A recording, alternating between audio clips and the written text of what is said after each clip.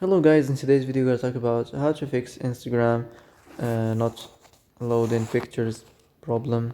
So the answer is easy. Just go to the settings and as you see here, scroll down to the apps section and now go to the search and search on Instagram.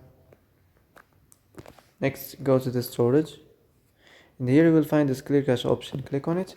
Now you can go check it if it worked. If it didn't, you can try to restart your phone, and if it didn't work again, you can try to clear data. But be careful, when you clear data, all your Instagram's data will be deleted. This includes all files, databases, settings, accounts, etc. So be careful.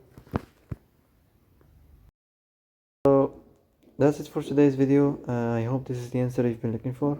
If you like this video, don't forget to like and subscribe, and see you in the next video.